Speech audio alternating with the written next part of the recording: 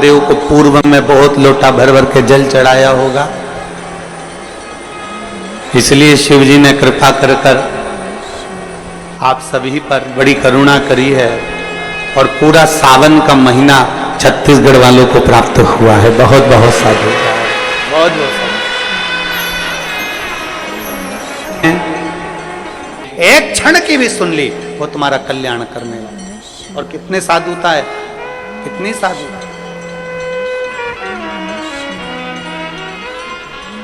यही छत्तीसगढ़ में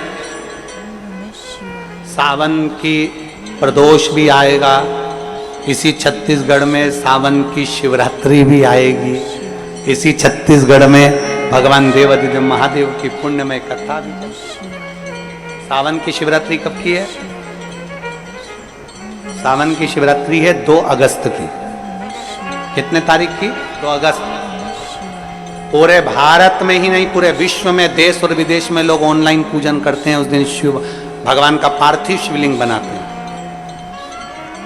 पार्थिव शिवलिंग का निर्माण करते हैं, पूजन करते हैं।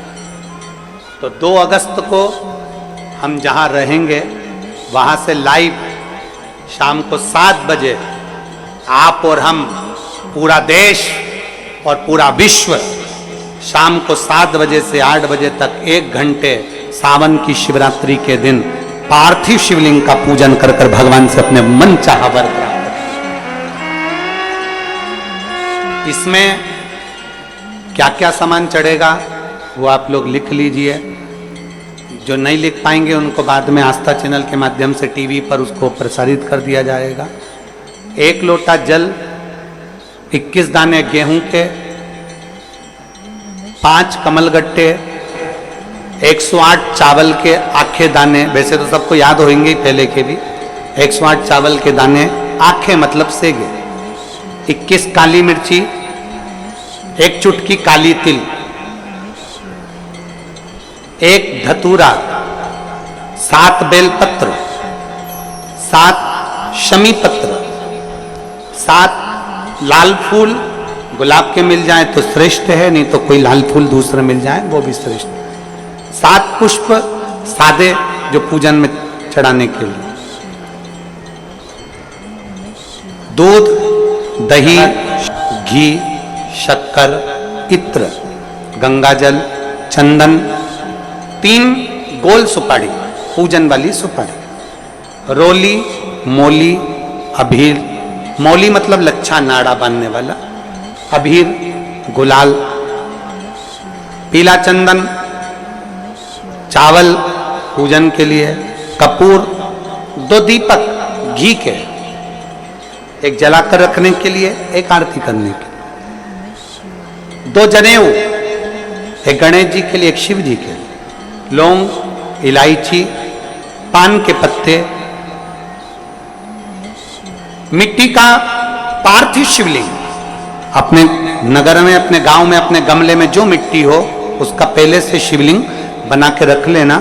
7 बजे तो सीधे पूजन चालू करेंगे, 8 बजे तक आप लोग पहले से शिवलिंग बना के रख लें, पार्थिव शिवलिंग मिट्टी का। 5 फल, मिठाई, धूप बत्ती, और शिवलिंग को पहले से बनाकर रखे जिससे 7 बजे बैठते से ही पूजन चालू हो जाए। अपने अपने मोबाइल, टीवी चालू रखना है, ऑनलाइन पूजन करना है। अपने नगर में, अपने गांव में जो ब्राह्मण देवता हों, जो पंडित जी हों, जो आपके यहाँ आते रहते हों, और जो ब्राह्मण हों, उनको भी उस समय पर आप अभिषेक पूजन के लिए आमंत्रित करें। और पंडित जी उस समय पर करा रहे या उससे 1 घंटे पहले करा दे, कोई दिक्कत वाली बात नहीं है। पर शिवरात्रि के दिन शिव अभिषेक होना जरूरी है, क्योंकि सावन की शिवरात्रि के दिन जो पार्थिव शिवलिंग का पूजन शाम के समय, शिवरात्रि के दिन रात्रि के समय पर जो करता है, मनवांचित फल देवाधिदेव महादेव प्रदान करते हैं निश्चित। जो ब्राह्मण आपके परिचित हों उनको बुला लें। अगर ब्राह्मण ना मिले तो टीवी के माध्यम से आप और हम सब बैठकर जो ब्राह्मण देवता होंगे वो पूजन कराएंगे और आप और हम पूजन करेंगे। और उसका लाइव आप और हम साथ में मतलब ऑनलाइन, मतलब जैसा हम कर रहे हैं वैसा आप हमारे साथ में बैठकर एक साथ पूजन करेंगे और एक साथ महादेव की करोड़ों लोग मिलकर आरती करेंगे और बाबा से मनवांछित फल प्राप्त करेंगे।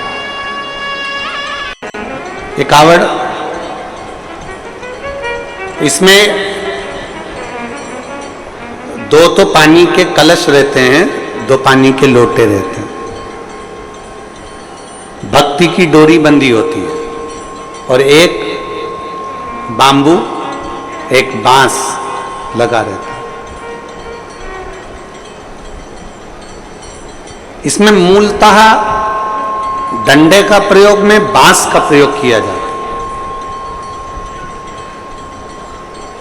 इसमें मूलतः इस कावड़ में, इसमें मूलतः डंडे का प्रयोग में बांस का प्रयोग किया जाता है। इसमें मूलतः इस कावड़ में डंडे के प्रयोग की जगह बांस का, बांबू का। इधर छत्तीसगढ़ में क्या बोलते हैं? बांस बोलते हो, बांबू बोलते हो? बांस। महाराष्ट्र में बांबू बोलते हैं इसको, बांबू। मूलतः प्रयोग होता। अब जब हम इस कावड़ में अगर देखें तो सबसे मुख्य अगर कुछ होता है कावड़ ले जाने में तो वो बांबू होता है, बांस होता है। और बांबू का जो पेड़ होता है, बांस जो होता है, उसमें थोड़ी दूर तक अच्छा रहता है, फिर गठान आ जाती है, फिर थोड़ी दूर तक अच्छा रहता है, फिर गांठ आती है, फिर थोड़ी दूर तक अच्छा रहता है, फिर गांठ आती है। बोलो देखा कि नहीं देखा आप लोगों ने? बांबू में जगह जगह पर गांठ आती रहती है और बांबू अंदर से पोला रहता है। कोई कोई बांबू, कोई कोई बांस ठोस भी होता है, पर कितना भी ठोस हो बांस, उसके अंदर थोड़ा ना थोड़ा पोलापन रहता ही रहता।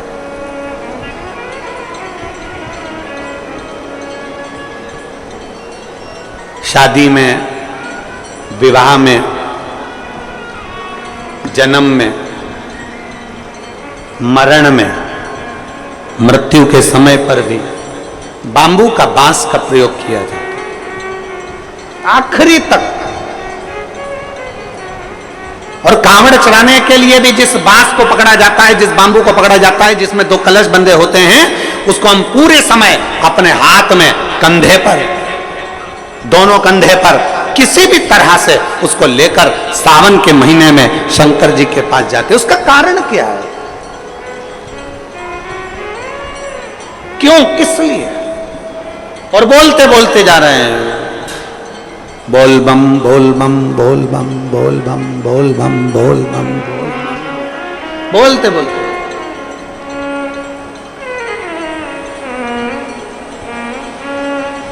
एक श्रीमद् भागवत कथा सुनी आप लोगों ने? जम के बोलो जरा, जम के। सबने सुनी है भागवत जी? भागवत जी में एक प्रसंग आता है कि धुंधकारी बांबू के अंदर, बांस के अंदर जाकर बैठ जाता है। 7 दिन की कथा होती है। 7 दिन में धुंधकारी फिर वो बांस के 7 गांठों में से बाहर निकल जाता है और उसकी मुक्ति हो जाती है, उसका मोक्ष हो जाता है।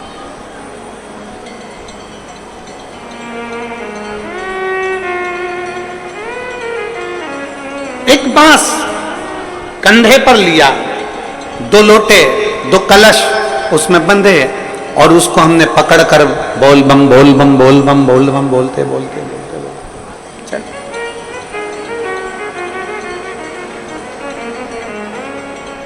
आखिरी में हम जो बांबू पकड़े हैं, जो बांस पकड़े हैं, वो बांस की महत्वता सावन के महीने में क्यों हो जाती है? क्यों कावड़ बांबू पर ही बांध कर ली जाती है? उसका कारण क्या है? उसका केवल एक कारण है, हे देवाधिदेव महादेव, इस बांबू में गांठें हैं। और सरलता में जाइए, देखो बहुत बहुत सरलता में जाइएगा। हमारे भारत की भूमि के जो जगत गुरु शंकराचार्य जी हैं, वो भी अपने हाथ में दंड रखते हैं, वो भी बांबू, वो भी बांबू, वो भी बांस।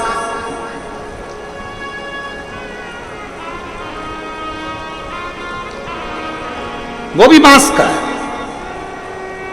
कंधे पर कावड़ ली और कावड़ लेकर जब हम चले, हम पकड़कर बोल बम बोलते बोलते जा रहे हैं, उस कावड़ के डंडे को पकड़े हैं और आखिरी में शिव जी के मंदिर में जाकर भगवान शंकर को जल अर्पित करते हैं।